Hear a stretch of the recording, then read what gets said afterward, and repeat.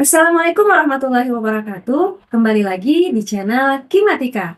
Di video kali ini, kita akan membahas contoh-contoh soal TKA, tes kemampuan akademik SMA, yang resmi dikeluarkan oleh BSKAP dalam Perkaban nomor 45 tahun 2025.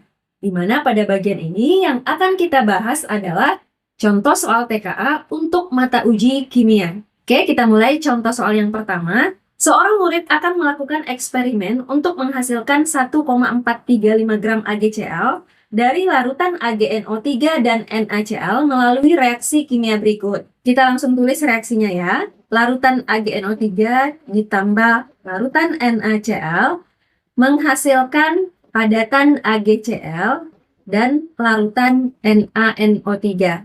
Lalu kita tulis juga AgCl yang ingin dihasilkan adalah 1,435 gram. Kemudian terdapat 4 botol zat yang berisi 2 jenis reaktan dengan 2 variasi konsentrasi berbeda untuk masing-masing reaktan. Murid tersebut melakukan perhitungan untuk menentukan larutan dari botol mana yang akan digunakan dan menentukan jumlah larutannya untuk menghasilkan jumlah zat yang diinginkan. Komposisi mana saja yang dapat menghasilkan tepat 1,435 gram padatan AgCl?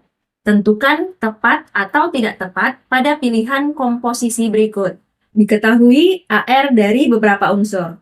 Untuk menjawab soal ini, pertama kita buat persamaan reaksinya ya. Di sini persamaan reaksinya sudah kita buat dan reaksinya juga sudah setara. Lalu kita hitung jumlah mol dari masing-masing reaktan. Karena yang diketahui adalah konsentrasi dan volume, maka untuk mencari jumlah mol, ingat rumusnya adalah mol sama dengan konsentrasi kali volume. Kita lihat pernyataan atau komposisi yang pertama ya, yaitu 5 ml larutan dari botol A. Botol A berisi larutan AgNO3 1 molar. Berarti pada pernyataan yang pertama diketahui volume AgNO3-nya 5 ml dan konsentrasinya 1 m. Kemudian ditambah 5 ml larutan dari botol C. Botol C adalah larutan NaCl dengan konsentrasi 1 molar. Berarti NaCl-nya diketahui 5 ml 1 m.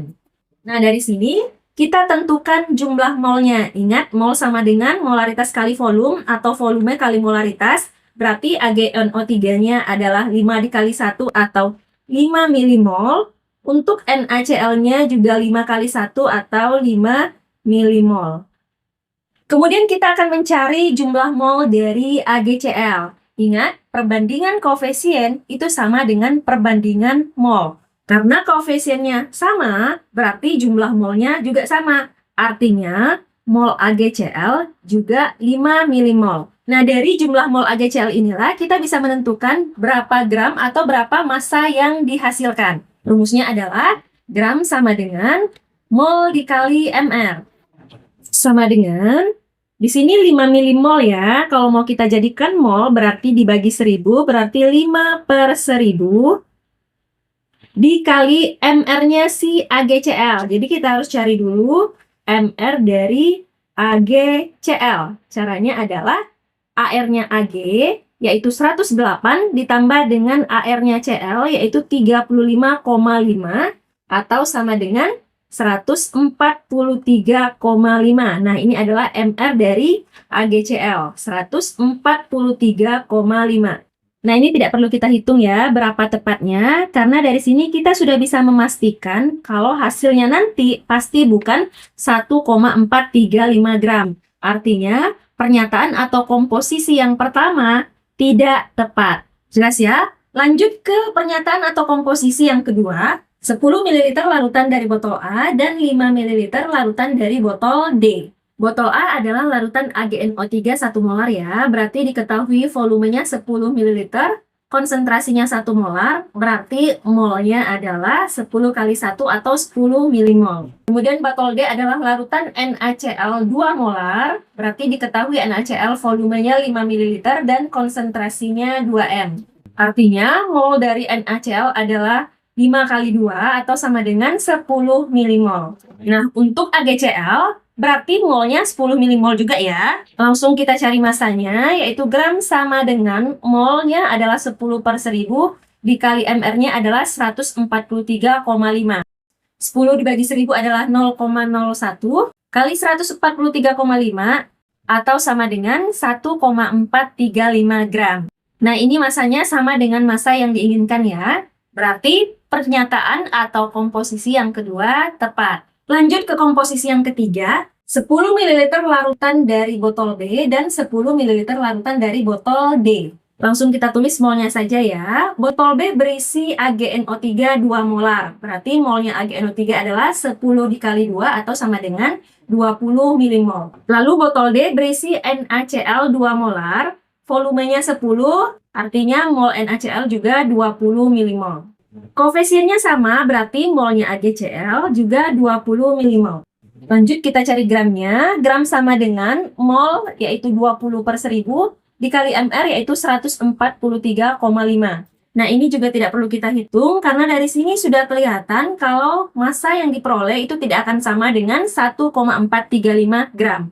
Berarti pernyataan atau komposisi yang ketiga tidak tepat.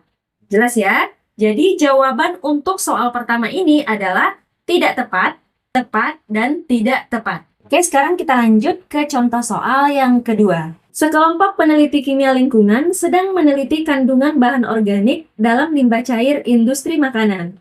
Mereka berhasil memurnikan satu senyawa organik utama yang diketahui hanya tersusun atas unsur karbon, hidrogen, dan oksigen.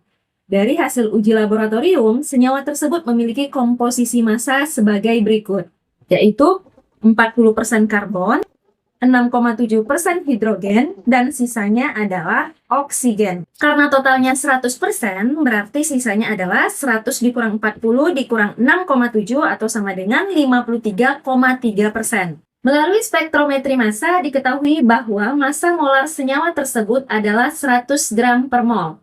Ingat, massa molar itu adalah massa 1 mol senyawa ya. Karena massa itu sama dengan mol dikali mr, molnya 1, berarti massa molar itu sama dengan mr. Jadi dari soal ini diketahui mr senyawanya adalah 180. Kita lanjut lagi. Mereka menyimpulkan bahwa rumus empiris dan rumus molekul senyawa itu adalah CH2O. Apakah kesimpulan tersebut benar? Diketahui ARC12, ARH1, dan ARO16. Nah, untuk menentukan apakah rumus empiris dan rumus molekulnya sama, kita harus menentukan dulu rumus empirisnya. Caranya, kita cari indeks dari masing-masing atom. Jadi, rumus empirisnya, kita cari dulu indeks dari atom C, atom H, dan atom O. Cara menentukan indeksnya yaitu dari perbandingan jumlah molnya. Karena persentase massanya sudah diketahui, ini kita anggap jadi massanya masing-masing atom ya. Mol adalah massa per AR. Jadi atom C massanya 40 dibagi dengan AR-nya. AR-nya C di soal diketahui yaitu 12. Kemudian untuk H juga seperti itu. Berarti massanya 6,7 dibagi AR-nya yaitu 1. Dan untuk O pun seperti itu. Massanya 53,3 dibagi dengan AR-nya yaitu 16. Nah, ini kalau kita hitung, molnya si C jadi 3,33, untuk H jadinya 6,7, dan untuk O jadinya 3,33. Kemudian kita buat perbandingannya, berarti masing-masing mol ini dibagi dengan 3,33. 3,33 dibagi 3,33 adalah 1, 6,7 dibagi 3,33 kita buatkan jadi 2, 3,33 dibagi 3,33 adalah 1. Berarti rumus empirisnya adalah C1 H2O1 atau CH2O. Jadi kalau indeksnya 1 tidak perlu ditulis ya. Nah, karena rumus empirisnya sudah kita peroleh yaitu CH2O, berarti kita sudah bisa mencari MR-nya. MR dari CH2O berarti 12 ditambah 2 kali 1 atau 2 ditambah ARO adalah 16 atau sama dengan 30. Nah, di soal tadi diketahui MR senyawanya atau MR dari rumus molekulnya adalah 180. Artinya, rumus empiris dan rumus molekulnya tidak sama. Nah, kalau tidak sama, berarti rumus molekulnya apa? Rumus molekul sama dengan indeks dari rumus empiris dikali dengan N. Berarti kita harus cari N-nya dulu ya. N itu sama dengan MR-nya si rumus molekul per MR-nya si rumus empiris. Sama dengan MR rumus molekulnya adalah 180 dibagi dengan MR dari rumus empirisnya adalah 30 atau sama dengan 6. Berarti rumus molekulnya adalah rumus empiris yaitu CH2O dikali 6. Jadi yang dikalikan 6 adalah indeksnya ya. Jadinya C1 kali 6 atau 6, H2 kali 6 yaitu 12, O1 kali 6 yaitu 6. Jadi rumus molekulnya adalah C6H12O6. Berarti jawaban yang tepat adalah salah karena massa molar menunjukkan bahwa rumus molekulnya adalah C6H12O6. Oke, jelas ya? Kita lanjut lagi ke contoh yang ketiga. Suatu reaksi asam basa dapat didasarkan pada beberapa teori, yaitu teori asam basa Arrhenius, Bronsted-Lowry, dan Lewis. Perhatikan reaksi di bawah ini. H2PO4- tambah H2O menghasilkan HPO42- tambah H3O+. Berdasarkan reaksi tersebut, pernyataan yang benar mengenai reaksi asam basa berdasarkan teori Bronsted-Lowry adalah, menurut teori asam basa Bronsted-Lowry, asam adalah spesies yang mendonorkan atau menyerahkan proton. Sedangkan basa adalah spesies yang menerima atau akseptor proton. Proton itu adalah H+ ya. Nah, sekarang kita lihat reaksinya. H2PO4- tambah H2O menghasilkan HPO42- tambah H3O+. Perhatikan, pada reaksi di sini terlihat H2PO4- menjadi HPO42- berkurang 1 ion H+. Sebaliknya, H2O menghasilkan H3O+, berarti bertambah 1 ion H+. Artinya, H2PO4- mendonorkan atau menyerahkan ion H+ ke H2O. Sehingga menjadi H2O-nya menjadi H3O+. Jadi, karena H2PO4- ini mendonorkan atau menyerahkan ion hidrogennya ke H2O, berarti H2PO4- ini disebut dengan asam. Sebaliknya, H2O menerima proton atau ion hidrogen, maka H2O ini disebut dengan basa. Jadi, dari kelima pilihan jawaban, jawaban yang tepat adalah C. H2PO4- memberikan ion hidrogen kepada H2O dan bersifat asam. Jelas ya? Lanjut lagi ke contoh soal yang keempat. Minyak bumi terdiri atas ribuan senyawa hidrokarbon yang sebagian besar bersifat nonpolar dan memiliki titik didih yang berbeda-beda. Proses distilasi fraksional digunakan untuk memisahkan hidrokarbon berdasarkan titik didihnya. Perbedaan titik didih ini tidak hanya ditentukan oleh massa molekul, tetapi juga bentuk molekul, karena bentuk molekul mempengaruhi gaya van der Waals antar molekul. Berdasarkan informasi tersebut, tentukan tepat atau tidak tepat untuk setiap pernyataan mengenai titik didih dari isomer-isomer hidrokarbon berikut. Isomer adalah senyawa-senyawa yang memiliki rumus molekul sama tetapi rumus struktur berbeda. Senyawa hidrokarbon meskipun memiliki rumus molekul yang sama, artinya jumlah atom karbon dan hidrogennya sama, tetapi jika rumus strukturnya berbeda, maka titik didihnya pun juga berbeda. Adanya percabangan dalam rantai karbon itu menurunkan titik didih. Kita lihat pernyataan yang pertama. Titik didih N-butana. N-butana berarti rantainya lurus ya. Karena but berarti jumlah atom C-nya ada 4. Itu lebih besar dari titik didih 2-metil propana. Jadi yang dibandingkan adalah titik didih atau Tb-nya ya. Nah, perhatikan di sini jumlah atom C-nya sama karena mereka berisomer, tetapi strukturnya berbeda. Nah, adanya percabangan dalam rantai itu menurunkan titik didih. Artinya, dengan jumlah atom C yang sama, titik didih yang bercabang itu lebih rendah dibandingkan dengan titik didih yang berantai lurus. Berarti, pernyataan yang pertama ini tepat. Lanjut pernyataan yang kedua, titik didih 2,2 dimetil propana lebih besar dari titik didih 2 metil butana. Kedua senyawa ini juga berisomer ya, tidak perlu kita tulis, dari namanya saja sudah bisa kita tentukan. 2,2 dimetil berarti cabangnya ada 2, sedangkan 2 metil cabangnya 1. Jadi seharusnya titik didih yang lebih besar harusnya adalah titik didih yang memiliki cabang paling sedikit. Sedangkan pada pernyataan sebaliknya, Berarti pernyataan yang kedua tidak tepat. Lanjut ke pernyataan yang ketiga, titik didih N-heksana lebih besar dari titik didih 3-metilpentana. Nah, kedua senyawa ini juga berisomer, artinya jumlah atom C dan H-nya sama. N-heksana, rantainya lurus, 3-metilpentana memiliki satu cabang.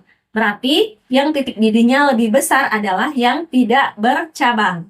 Jadi, pernyataan yang ketiga tepat. Oke, jelas ya. Kita lanjut ke contoh soal yang terakhir. Produksi H2SO4 dilakukan melalui proses kontak yang berlangsung melalui reaksi kesetimbangan berikut. 2SO2 tambah O2 setimbang 2SO3, delta H sama dengan min 197 kJ mol min 1. Untuk meningkatkan produksi H2SO4 dapat dilakukan dengan memanfaatkan reaksi kesetimbangan yang terjadi. Pernyataan mana saja yang menunjukkan upaya yang dapat dilakukan untuk mendapatkan SO3 sebanyak-banyaknya? Pilihlah jawaban yang benar. Jawaban yang benar lebih dari satu. Oke, kita buat reaksi kesetimbangannya dulu ya. Untuk mendapatkan SO3 sebanyak-banyaknya, artinya kesetimbangan harus bergeser ke ruas kanan atau ke arah SO3. Kita lihat pilihan jawaban yang pertama, memperbesar volume wadah. Jika volume diperbesar, artinya tekanan akan menurun. Nah, reaksi akan bergeser ke jumlah koefisien gas terbesar. Jadi, yang dilihat hanya koefisien gasnya saja ya. Kebetulan di sini semuanya gas. Di ruas kiri jumlah koefisiennya ada 2 tambah 1 atau 3. Di ruas kanan 2, berarti jika volume diperbesar, maka kesetimbangan akan bergeser ke kiri, bukan ke arah SO3. Artinya, pilihan jawaban yang pertama salah. Lanjut ke pilihan jawaban yang kedua atau pernyataan yang kedua. Menambah O2 ke dalam campuran reaksi. Menambah O2 itu artinya konsentrasi O2-nya bertambah ya. Jika konsentrasi zat bertambah, maka reaksi bergeser dari arah zat tersebut. Zat yang dimaksud pada pernyataan kedua ini adalah O2. Konsentrasi O2-nya bertambah, maka kesetimbangan bergeser dari arah O2. Dari arah O2 berarti ke arah sebaliknya, berarti ke arah SO3 atau ke arah kanan. Artinya, pernyataan yang kedua benar. Lanjut yang ketiga, menurunkan tekanan gas. Nah, tadi sudah dibahas ya. Kalau volume bertambah, maka tekanan menurun. Berarti pernyataan yang ketiga itu salah. Lanjut lagi, pernyataan yang keempat, menurunkan suhu reaksi. Jika suhu reaksi diturunkan, maka kesetimbangan akan bergeser ke arah eksoterm. Nah, untuk menentukan mana yang arah eksoterm, kita lihat nilai delta H-nya. Jika delta H-nya negatif, berarti ini termasuk atau merupakan reaksi eksoterm. Jadi, yang termasuk arah eksoterm adalah yang ruas kanan, ini adalah arah ekso, sedangkan yang kiri berarti arah endo. Begitupun sebaliknya ya, jika delta H-nya positif berarti termasuk reaksi endoterm, maka arah endonya adalah yang di ruas kanan, arah eksonya di yang sebelah kiri. Jadi, pada soal ini suhu diturunkan maka reaksi bergeser ke arah eksoterm, berarti ke arahnya SO3. Jadi, pernyataan yang keempat benar. Lanjut pernyataan yang kelima, mengeluarkan SO3 dari wadah. Mengeluarkan SO3 dari wadah itu artinya menurunkan konsentrasi SO3. Jadi, kebalikan dari yang ini ya. Nah, jika konsentrasi diturunkan, konsentrasi zatnya diturunkan, maka reaksi bergeser ke. Jadi, kalau sebelumnya dari, kalau konsentrasi dinaikkan dari, kalau konsentrasi diturunkan jadinya ke arah zat tersebut. Jadi SO3 diturunkan konsentrasinya, maka reaksi bergeser ke arah SO3. Artinya, pilihan jawaban yang kelima benar. Jelas ya? Jadi jawaban yang benar untuk contoh soal kelima ini adalah pernyataan 2, pernyataan 4, dan pernyataan 5. Oke, sekian untuk video kali ini. Semoga bisa dipahami. Terima kasih. Wassalamualaikum warahmatullahi wabarakatuh.